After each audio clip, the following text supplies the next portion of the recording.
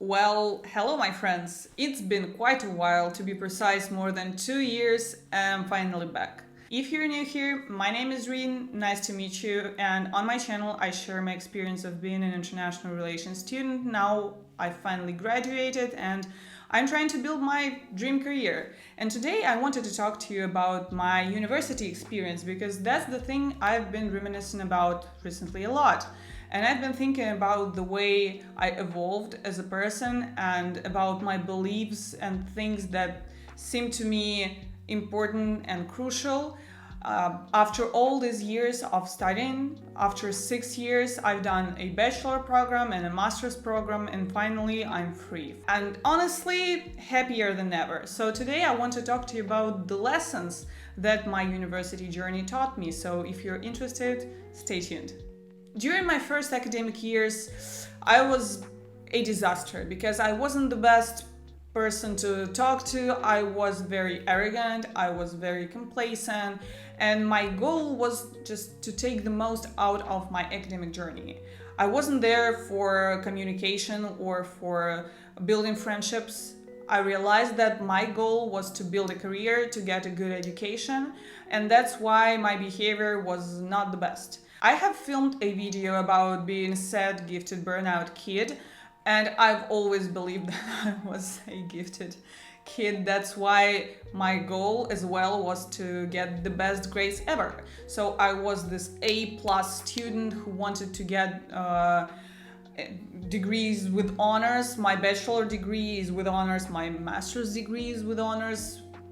Guess what? It doesn't matter in real life, actually. I don't think that companies look at the honors on your degrees. They only look at soft skills or hard skills. They are not very interested in all these papers and all these certificates, whatever. So I didn't know about that at that time. So my goal was to get the best out of my education, and that's it. And the first thing that I realized that communication is a key. Proper communication with your peers, with your group mates will help you out in the future, because right now I'm 3 years in my career journey and I meet so many people who I used to talk to during my university years, for example, and I have so many things in common with them. We work in the similar fields, so we can help each other out sometimes, and we can call each other and say like, hey, do you have the contacts of these people? Like, could you help me, I don't know, handing in this letter, whatever, so I can call them for a favor, for some kind of advice, for anything.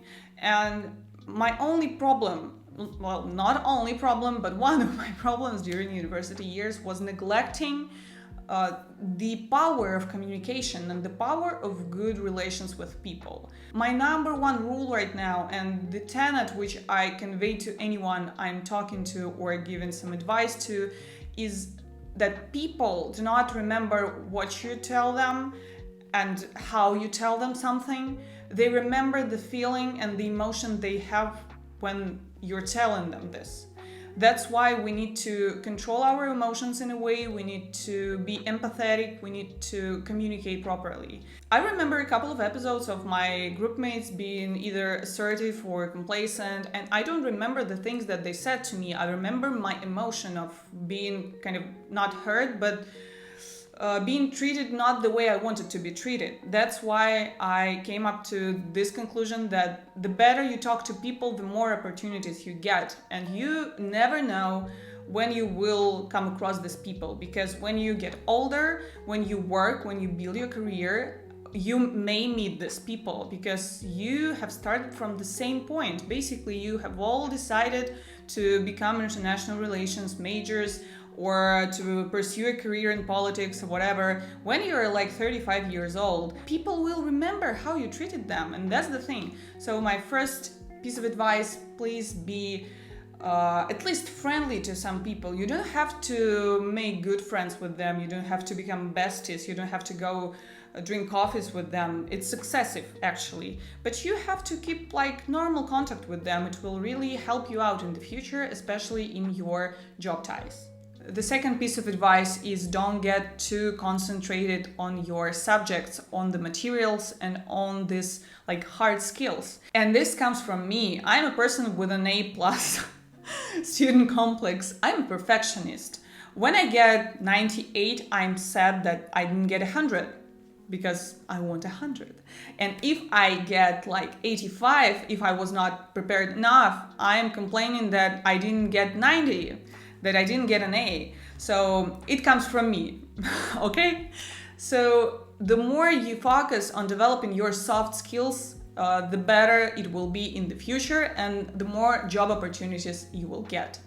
Sometimes during some exams, I didn't have a chance to prepare. During my first university years, I was in a very strange mindset. I was trying to find myself, find my identity, and I happened to be in a group friend of people who were libertarians, who were fighting for their rights, for their freedoms, but in a very strange way. Just don't get me started on it. It was a very strange period of my life, but still I was very affected by their beliefs. That's why I wanted to dive into libertarian ideology without basically knowing about ideologies, about political systems, economic systems, capitalism, Marxism, whatever. So I had no idea how these things work, but I was very strong in my beliefs. And at that point, I didn't want to study properly. I wanted to hang out with my friends. I wanted to have like some small parties. And even though I was an A+ student, I didn't have a chance or didn't have enough time to prepare for my exams. That's why sometimes I permitted myself to cheat on the exams. It wasn't every exam, like only couple of them. But I was 100% sure that I wouldn't prepare for this exam, I would cheat, it's gonna be okay. Well, it was okay eventually, and I realized that your skill to get out of a crisis situation and get over stress is much more needed and required in your real life. Right now, it's my third year of my PR job, and PR, public relations, PR management is basically crisis management. So I'm very used to working in crisis situations every day, like almost every minute, because my job is mainly to help my company out and make everyone know about my company. And if something happens, it's me who is obliged to take care of it. So I have to cover reputational risks and cover all this like edges. And I think I was preparing for this during my university years. So you might be thinking, well, I don't get the idea. What are you talking about? Like, okay, should I cheat? No, it's not about cheating. It's about trying to find a way out in a difficult situation and not saying like, well, I don't know how to deal with it. Okay, I will not deal with it. I used to be such a person, but eventually I grew up in someone who deals with everything. Like if that something happens, my instant response is, well, okay, what can I do about this? I always try to figure out at least one option of resolving a crisis or resolving a problem. And some of you might say, well, probably it's your personality. I think so, but at the same time, I believe that I've been working in stressful situations and I've been teaching myself how to deal with them for 6 years of my university journey. So I believe that you can do this as well, and it will really help you out in the future. I have several examples. A couple of years ago, I had a very funny, which is funny for me now, but at that time it wasn't very funny, and strange situation at the same time, because we were preparing a very huge event with lots of participants, lots of media, lots of top management. So that's why it was very important for our company. And we all were focused on everything going smoothly, the smoothest possible. And at one particular moment, one of the journalists comes to me and starts yelling at me for not allowing him to a participant-only zone, which is like only for participants. And we have some rules. We have explained these rules to all the people, and people have abide by them if they want to visit our event. So he starts yelling, he starts screaming, he starts insulting all of us, me and my colleagues. And I'm like, well, that's a stressful situation indeed. So I have to figure this out. And I was trying to provide any kind of solution. I was like, okay, you cannot go there at the moment, but I can help you out with the people who are there. I can ask some of them to come to you. You will talk, you will have an interview. Please take this annual report. Please take this, please take that. We're so honored. We're so glad that you came here. We're very happy. And on the one hand, he was rude and he was the one who started this thing because we had rules and everyone knew about the rules. But at the same time, I realized that it's a crisis situation which can negatively influence our company. So it's my prior and main interest to make something about it, to make some benefit of it, to make some profit from it. So that's why I was trying to calm my nerves down, not to scream at him back, and I was trying to provide some kind of solution for both of us. And eventually he was very happy with the solution because I invited one of the top management representatives from this specific zone. They had a conversation, they had an interview. He got his review, he got this documents which I promised him, and he was so happy, and he posted a very good review of this event, and I was more than happy because I couldn't expect it after all the quarrels and yells. And it really taught me that soft skills and your crisis management, even if you're not working in this field, are the things that will help you out anyways. So work on them, develop them, and you will be the happiest employee ever, or maybe an employer eventually. Another lesson that my university years taught me is that you should build up your private personal boundaries as soon as possible, because you cannot comprehend how many people in the world want to take advantage of you. When it comes to your university years, probably these people do it with no intentions, or their only intention is to get better grades without any kind of effort, and that's the smallest part of your life. University years will be over and you will face reality, and adults do these things on purpose, intentionally, and they will try to take advantage of you every time. They will pretend that they are fools, that they oh, I cannot do this, oh, I don't know how to do this. Believe me, they know how to do everything. They just don't want to do this. They want to do it with your hands. So that's why you should work on your personal boundaries and learn how to establish them. My first encounter with such situations was specifically in the university years when my group mates asked me some favors. That was very strange, especially during my master's program. Some background information. When I enrolled into my master's program, my only aim was to freaking finish this program and end this thing up. Because that was the COVID years. I was in a very bad mental state. I didn't want to study anymore. I wanted to work, and I didn't want to talk all of these people, especially people with different backgrounds who got into my university just because it was the COVID years and because they had a chance to pass their exams online. I have no idea how they got enrolled in my university in the first place, but somehow 60% of people who were in my group during my master's years were not qualified for anything. Basically, they were not even qualified for a master's program, which is a surprise for me because I believe that my university would do better in their exam campaign, but unfortunately they wanted just some money from people who had a chance to pay. That's why they enrolled all these people and I had to tolerate all of them. That's my A+ student syndrome talking in me. But anyways, sometimes they were very assertive and they just came up to me well, I don't have a chance to fulfill this task, so could you please send me your file? Can you just send me your paper? I want to look at it. I was like, what are you going to look at? There is no specific structure of this task. There are no specific limitations for this task. So you can basically do it on your own. Why should I send it to you? Well, and no response. And actually, I'm very happy that I went to my master's program in such a mindset and in such a mental state that I didn't care about people's feelings and reactions on me saying no, because I wasn't planning to make friends. I wanted to get my degree and that's it. And that's the first time when I realized that boundaries are necessary.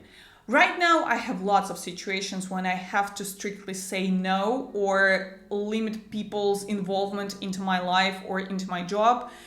For example, a couple of months ago, I had this very strange conversation with almost a good friend of mine who is also my colleague.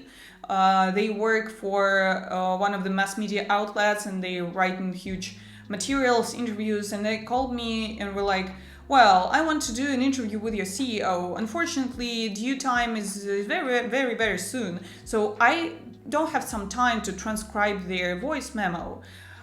Could you please ask them to send me the written answers? And I was like, are you kidding me? My CEO, do you believe that they have time to write you the answers to your interview? Are you freaking sure? No, I will not do this. And they were like, but we're friends, we have so much experience in common, we have so many conferences in common. I was like, okay, sure, but you want me to do your job, which you get paid for. And I am not paid for taking some interviews, transcribing them and sending them to you, or blushing in front of my CEO for asking them stupid question if they are able to write down a paragraph of text as an answer for some stupid interview. Because for them, that's the way it is. It's a stupid interview, which takes their time from the things they focus on. And it was a very harsh moment because it was my friend. And I had to say no because I realized that it will make a good figure of me in front of my boss, and it will require me to do their job because I would have needed to conduct an interview on my own, transcribe it and send it to my colleague, at the same time friend. So the more I work, the more I communicate with people, I realize that personal boundaries, if you have them, are the best, because once a person asks you some stupid question or asks you for a ridiculous favor and you say no, in the future these people will not do this because they learn very fast. Nobody wants to hear a rejection. That's why they don't initiate situations when they can be rejected, which is a good thing. Thankfully, I don't have to deal with it anymore.